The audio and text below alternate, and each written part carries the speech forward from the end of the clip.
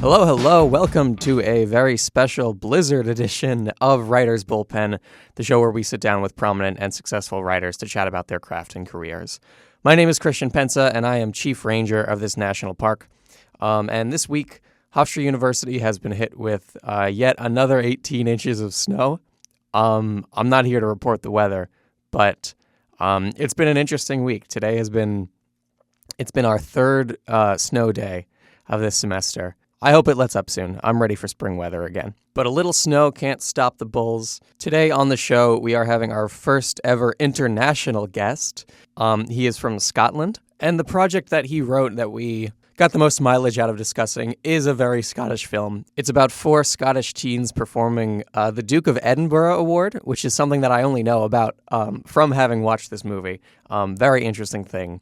A nice little rabbit hole to look into researching if you're interested. The film is called Get Duked. It is a very unique movie. It's a comedy. It's a horror movie. It has this really unique kind of hip-hop flair to it. And the gentleman who wrote and directed Ninian Doff is an absolutely wonderful interview guest. We had a very fun conversation where we discussed teen angst and outdoorsiness and writing your first feature, and all those wonderful things that you guys like to hear about. So without further ado, let's get into our interview with Ninian Doff. Would you rather have a bloody nose throughout an entire first date or throughout an entire job interview? Uh, oh, wow. I feel like the more I think about it, the more profound it gets about what I think is important in life. Maybe the job interview, because that's going to be shorter and just you'll deal with it. Depends what the job Yeah, is. I think it could humanize you too. Yeah, yeah. It's more personal if you. You're not going to get any kisses on your first date if you're bleeding out your nose ever. With a job interview, you might still get the job. That's true. Yeah. All right. I'm sitting here with writer and director of various projects, including Midnighter's Audience Award winner Get Duked, music videos for artists, including Run the Jewels and Chemical Brothers, and the upcoming film Good People, Bad Things, starring Issa Rae. Ninian Doff, thank you so much for joining us today. Thank you so much for having me. No problem. Yeah. So can I ask, what does your typical screenwriting session look like? Oh, I wish that I could uh, lie, but I'll answer it honestly. It Mhm. involves a lot of procrastination that when I finally get into the zone, I'm so confused as to why I was avoiding writing for so long. That's Mhm. probably the truth of it. Um, like anyone, when I get into it, it's really good, but something the amount I can do to avoid getting into it is impressive. And then actually, when I'm really like, right, this actually needs done, when it is bubbling, I'm do this. What I do is I get up really early in the morning, and even if it's just half an hour, I write in the morning before the day started, and that seems to sort of kill the curse of the procrastination. Yeah. Where does a project typically start for you? What's the first thing that you tend to put on paper? Yeah, it's a good question.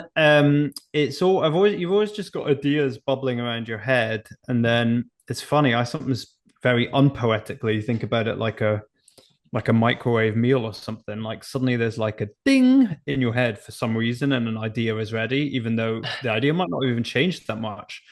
It might have been in your head for like a couple of years, and then suddenly it's like poof, fully formed, and you're like, oh, okay.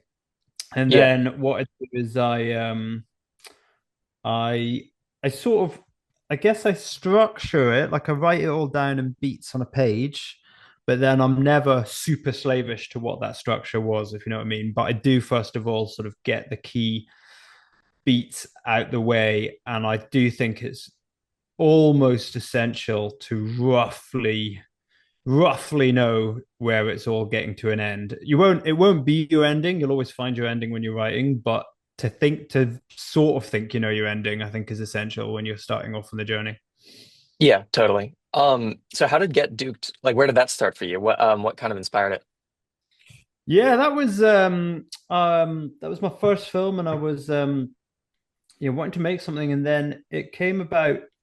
Often it's um often it's almost just like two things, two contrasting things in your head that I've had before, and then you're like, oh, these two things together become something interesting. And so, one was very silly, and one was a bit more serious. and those Mhm. two things were fun together. So I had a really just stupid thought of so the Get Duked is about four teenage boys in the Highlands of Scotland doing a thing called the Duke of Edinburgh Award, which is like a hiking sort of a bit like a Scouts hiking thing, but it's not Scouts. And it's real, and the Duke of Edinburgh is the Queen's husband, and it's sort of his charity. And so I just had the very stupid idea of a horror film in which four boys are on the Duke of Edinburgh Award, and the Duke of Edinburgh himself is trying to kill them, and that was really silly. But then very quickly off that, um, it was I then was thinking there's a lot going on as there always is, in which sort of older establishment generation was truly screwing the next generation. So, in the UK, we had Brexit, there was political stuff going on all over the world, there's the environmental issue, all this. And then I just had this thought of, oh, what if I made a sort of generational horror movie where um it's yeah, the kind of old saying, just accept it, and then the youth, traditionally in a horror film everyone just runs for their life, and I just thought, oh, wouldn't it be funny if the teenagers turned around and started running at the inverted commas bad guys, and they were like, why aren't they scared of us, what are they doing? And you kind of got a reverse home invasion of the teenagers trying to attack the inverted commas baddies. And I was like, oh well, that's fun, because now it's got like a sort of bit of a political depth and something to say hidden within the context of an absolutely really silly, entertaining idea. So those two lines together on a page sort of felt like, oh, this has got legs. It can be entertaining, and it can also actually have a bit of a heart to it. Yeah, I think it made for a very unique and very fun horror film. I was surprised to learn, I'm from America. I was like Yeah. surprised to learn that the Duke of Edinburgh Award was a real thing. Have you done it? Yeah, I did do it. Yeah. It's got three stages: bronze, silver, and gold. I did silver, didn't get all the way up to gold, but yeah, it's a bit of a rite of passage over here, but it's quite funny on reflection, because you do really go by, so I think it's 3 nights camping on silver, and then it's a whole week on gold. And like, well, I grew up in Scotland. Scotland's, really remote in the Highlands. And Yeah. although I'm not for a minute saying it's not safe, there is an element of it where you just think of, me and my friends were as idiotic as the boys in this movie, and as incapable of like following maps or knowing what the hell we're doing. And it's just quite funny on reflection to think about just going into the mountains for 3 days with all your food and your tents and, Yeah. and somehow not dying. Is it really as like go out there and do it? Like you'll meet the adult that knows what they're doing at the next kind of checkpoint, and if you get lost, if you die, shrug. I'm sure the lawyers of the Duke of Edinburgh Award would leap in right now and say, no, we always know where they are. But certainly when I went on it, it was also pre, good mobile phones tracking you and stuff. Like, it definitely felt like you got dropped off in the morning and your teacher was waiting at the campsite at the end of the day. And if you got lost, you got lost. Yeah, it's pretty fun. And it was good fun. It was funny, yeah. I can imagine. Yeah. Um, so you write and direct a lot of the stuff that you work Hmm. on. Did a love of writing come first, or was it more of storytelling, filmmaking? Yeah, it's a good question. I've sort of always wanted to be directing films, and I've always been writing and making stuff. Mhm. And then I was making music videos, which are the music videos I was making were never like a band on a stage with, smoke blowing around them. They were always in a way I found of just making like narrative short films, but instead of spending 2 years trying to make a short film, I could do it in a couple of weeks, and tons of people would see it because it was in the context of a music video. So I got really into that. So I made loads, but I was basically making what felt like short films because I was trying to get as much story to the music and no one speaking. So it Yeah. was interesting that when I then went to write my film, like Get Juked is a very wordy film, back to back dialogue, packed dialogue. And the film I've just done actually has very little dialogue, I think, in reaction to it. But I think that was also that, like, I'd been making all these kind of sort of short films in the form of music videos. And then when I sat down to write, I clearly was just like, oh my God, people can talk. So it just exploded like that. But it was, since then, I've written quite a few screenplays, but it was kind of the first proper story I was trying to shape of that length, and yeah, instrumental in me kind of feeling like I can do that and love doing that, and the enjoyment of writing like that. Yeah. So how would you sort of define your style? What makes a Ninian Doff film a Ninian Doff film? Well, I don't know. In some ways, you don't want to think about that stuff too much, because then you try and do it. But I definitely think I I clearly there's a few things that I'm aware I do because I find myself repeating them on every job, whether it's even a commercial or a music video or a short film or feature film. One thing is I find myself constantly saying we're going to take the silliest idea and treat it incredibly seriously.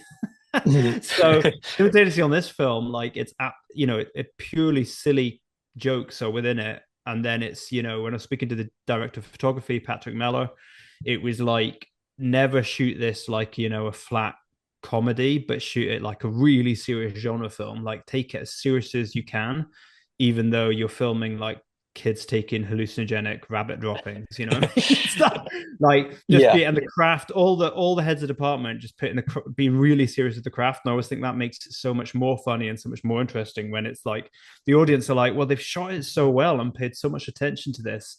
I have to take it seriously now, even though it's completely ridiculous. And then I think I really like working in genre. Like I like playing, and this started in my music videos. I like playing within a sci-fi, within a horror, within a this, but then really probably being quite disrespectful to the genre. Like, I'm not a horror purist. I'm not an anything. So it's like you take the Right. shell of the thing, and then you see how much you can bend and subvert it, and sort of mess with it as you can. And I think that's definitely super fun. Yeah, I really like the balance that you have between um, characterizing these Gen Z teens in a way that's realistic, but also, poking fun at them and their culture a little bit. Was it a difficult like balancing act to nail? Yeah, a little bit. I mean, I think uh it was, I mean, it was I suppose in some ways it comes down to the casting as how it goes, and did a huge, cast went all over England, Scotland, Wales, and Ireland looking for those four boys and found them, and they were Mm. brilliant, and workshops with them and got to know them all, and they brought a lot of heart into it. Like their friendship, they're still all really good friends, and their friendship really feels genuine on screen. And the sort of the kindness, like some people commented early on, they were like, "Oh, it's really nice how kind they are to each other." Like the default, the easy one would be to have them all bully each other, but they're actually really quite sweet within their ridiculousness.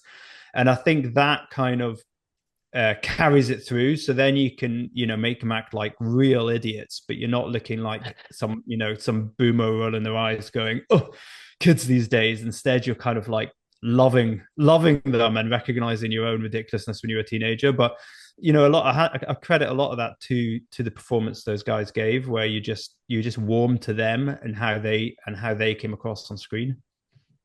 Yeah. So did they kind of shape, um, once you had the cast in place, I guess how much did they shape? Like, did you revise? Did you rewrite once you kind of had the cast in place?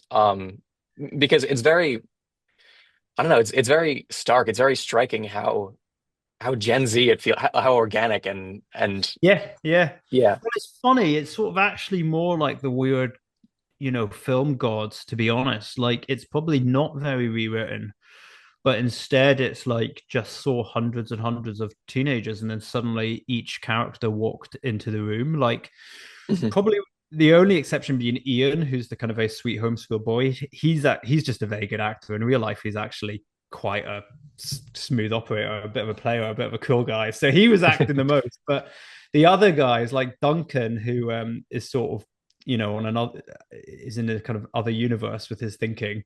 Um, you, Lewis, who plays him, walked. I'd never met anyone like him. And he hadn't really done anything beforehand. He'd been an extra in a movie and he'd done like a play. And then since then, he's actually having an amazing career. It's really blossoming. But yeah, he was like, yeah, when he walked out of the room, I was like, oh my God, Duncan, the character Duncan just came in and did the audition. I was like, I just emailed all the producers. I was like, it's obviously him.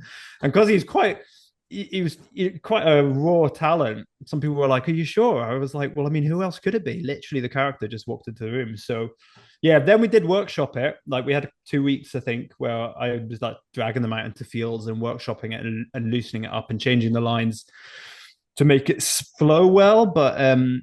But yeah, they took it on. They went 100% for the roles, but also there's a weird sort of magic that they walked in. Yeah. And what inspired the tone? Like, where does this kind of come from you? It has this, this folk hip hop thing. I think it's really unique. I really dig it.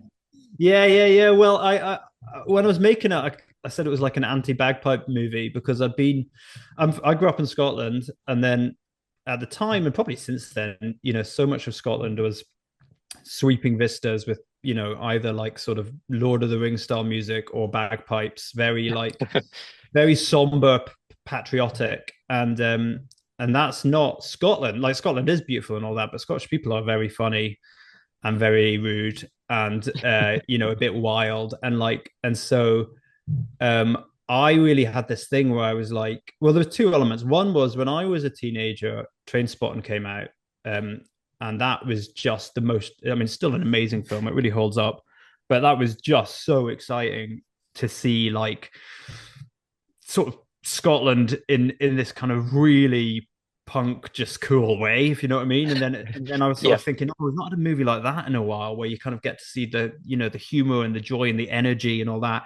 And then the other thing, and then I started thinking like of so I grew up in Edinburgh, and Edinburgh is like Harry Potter was written in Edinburgh by her just looking at the buildings. Like, it's ridiculous. It's got a castle in the middle of the town. It's like a medieval.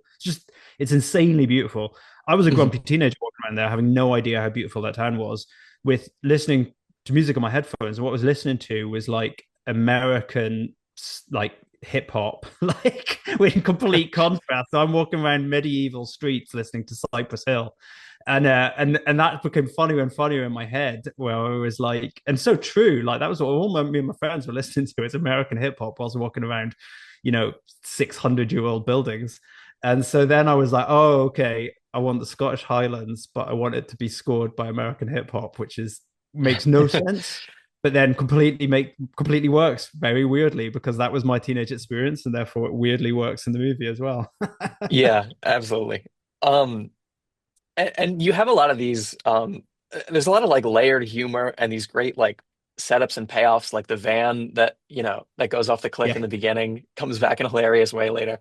How do those yeah, sort of things come to you? How do you sort of bake those into your work? yeah. I mean, I just love them, and that is actually the magic of writing. Like, Mhm. and a lot of writers will say this, like it's truly freaks you out when it happens, but it's like, so often you'll make a character. Now, this is just hypothetical, but you'll make a character steal a pen from a shop in like the first 10 pages, just because it was like a weird thing to happen in the scene. And then it's just crazy how often 50 pages later you're in a situation, you're like, oh, they've got a pen and they can use that. And you're like, I didn't know that plot point. And so, although I sort of had it mapped out as, again, like I said at the beginning, a kind of broad shape of what the story was going to be, all those callbacks, so many of them just organically appeared. And then I started being like, how are they going to get out of this situation? And I realized I'd set it up, but I didn't know what I was setting up. And that is just the best feeling in the world as a writer, when you're Oh like, yeah. it's spooky. It just freaks you out. You're like, I knew, apparently a month ago, I knew I was going to reach this point, but I didn't, but the writing universe did. And so I think, and then I get really, I do get very into callbacks in all my movies and all my writing. Mhm. Something's to a fault, because people will be giving me like edit changes, and they'll be like, oh, I don't think you need this line, and I'll be like, but that's an inverse of a line 40 pages earlier, so it's really funny. And they're like, to nobody. They're like, to nobody. No one's tracking that, so you have to keep an eye on it.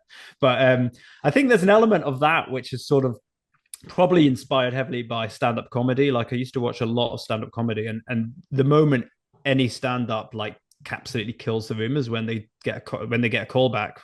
It seems like such an easy structure, but if they basically loop a joke back to a joke from an hour ago, the audience collapse. Like, I do it too. It's a really interesting, weird, like, hack that I sort of noticed. And so I think that really influenced my writing too, where I was like, love a callback, love looping it together. Yeah. It's really like when you impress yourself and come up with that sort of thing, it's really gratifying. Yeah. Um, so I don't know how much detail you can go into, but can you tell us how is Good People, Bad Things kind of a step forward for you as a writer? Yeah, it's really interesting. So I actually wrote, like, and probably speak to a lot of filmmakers, you write more scripts than you do make films. So so Yeah. after Get Juked, I wrote maybe two other movies and two TV shows. So there was a lot of writing going on, but they weren't going off. And then I had this idea for Good People, Bad Things, and it was interesting. Like I talked at the beginning of it, like the sort of the ding of a microwave meal. Like I was like, the moment I sort of thought it, I was like, oh, this one's going to get made. Like I just knew it. It was really weird. And I'd trawled through two other screenplays of films, and deep down, I think I knew they weren't going to get made, even though you can't think that way you're doing it. This one I was like, oh, this one happens. And bizarre and insanely, like within a year of me finishing the draft, I was shooting it. So I just I had that right. And it's interesting. It's not at all as overtly a comedy, although it's definitely very weird, and it definitely takes something that could be silly and treated very seriously, probably to its biggest extreme. But it does the same thing where it kind of subverts genre a lot. In Get Juked, I used to say it changes what movie it is every 20 minutes. Like it's a coming of age film, and then it's a hip hop movie, and then it's a slasher film, and then it's like The Goonies, and then it's what I mean. And simultaneously, Good People Things also keeps changing on the ride in a way that I think is fun and really unexpected.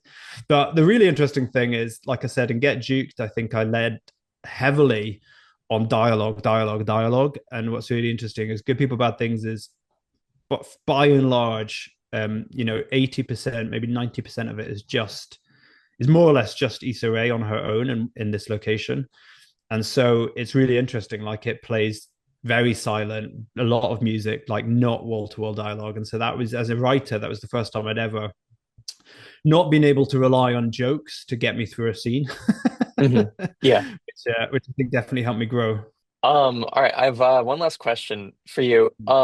So would you rather complete the Duke of Edinburgh Award, as it normally is, every 3 months for a year, or complete it while being hunted by the Duke and his wife just once?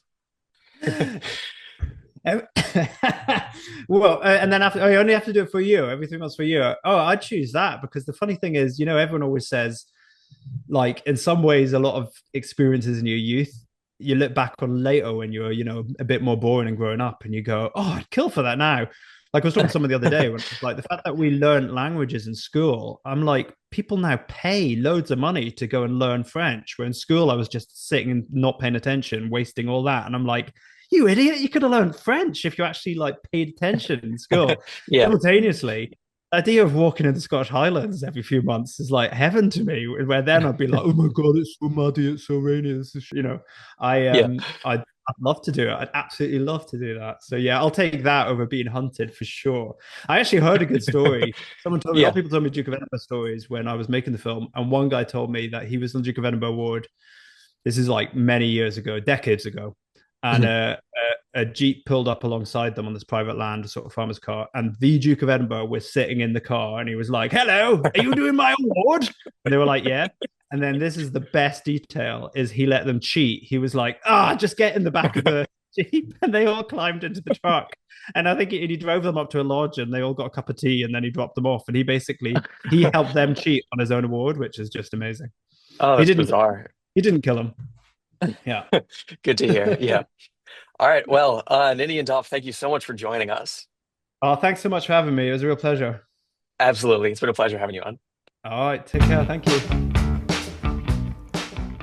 Thank you so much to Ninian Doff for joining us on this episode. If you're interested in checking out his work, definitely check out Get Duked. It's a fantastic movie. It's a very fun time. Also, keep an eye out for his upcoming film, Good People, Bad Things, starring Issa Rae. And a very big thank you to all of you for listening to this episode. If you want to hear more of Writer's Bullpen, you can keep an ear out right here on WRHU FM, or you can find it on my personal YouTube channel. That's just my name. It's Christian Pensa, CHRISTIAN space PENSA. Thank you so much for joining us, and until next time, you stay safe out there.